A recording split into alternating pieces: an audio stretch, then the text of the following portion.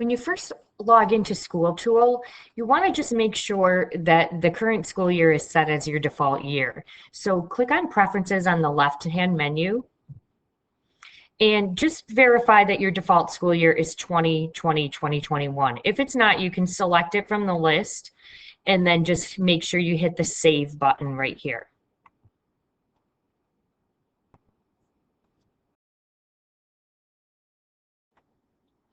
For each of your SchoolTool classes, you will need to set up your gradebook initially just once at the beginning of the year.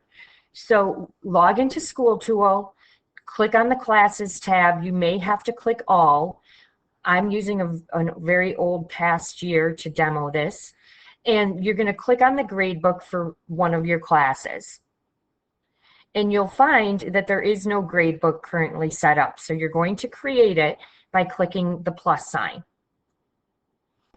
Now, if you have taught before and you want to copy your gradebook from a different course that you've already taught, you're going to choose usually the previous year's classes, and then this will list those classes and you can choose the gradebook that you want to copy. Now, you're going to choose what you would like to copy from that gradebook. Do you want to copy categories only, which is really the calculating method for your gradebook? Or do you want to copy the categories and all of the assignments from the gradebook? I will choose categories and assignments just so that you can see this. If you're new to the district or it's a new class that you're teaching, you won't be copying a gradebook. You will just be typing in the gradebook name, and I will call this AP Bio period 3 and hit the plus sign to create it.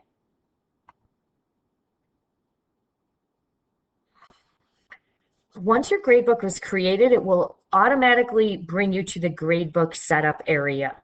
Now, for this particular gradebook, I did already copy in the category weights and the calculating method for the gradebook. So it's already listed. I want to just point out a couple things. The averaging method here, most teachers use percent rather than a total points gradebook.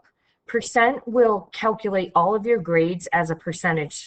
So for instance, if a student receives a 9 out of 10 on an assignment, it will read as 90% in the gradebook. Most teachers also use fixed weights in categories. So we'll take a look at that in a second. I do want to just point out here that you do have the option of creating an additional gradebook for your class. Please do not do that. This does end up creating problems for what students are then able to see. So just make sure that you only have one gradebook for the class. Now onto the categories and weights. So if I'm going to use fixed weights and categories, first of all, I might delete some of the categories that I've already had. And I can add new categories. I'll get rid of this one too. By clicking the plus sign. And my first category will be daily class work. And if I'm going to weight it, this is where I'll mark how much of a percentage and hit the save button right here. Now I do have to make sure that my categories end up being 100%. So I'm going to edit the homework and labs.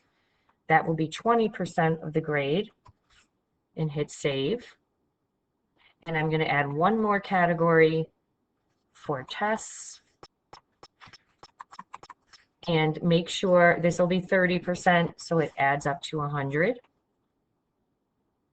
And now this is how my gradebook will be calculating. You can also add attributes. These can be added at any time. As you've noticed, some of the attributes from this class have already transferred over. To add an attribute, what you would do is you would name your attribute.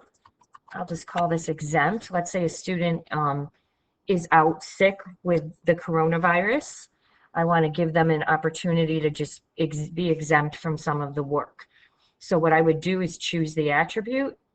You have to have a very short name because you'll be able to enter this shortened name into the gradebook, and I'll hit save. So once you have your category weight set up and your attributes set up, you're ready, your gradebook is ready to go.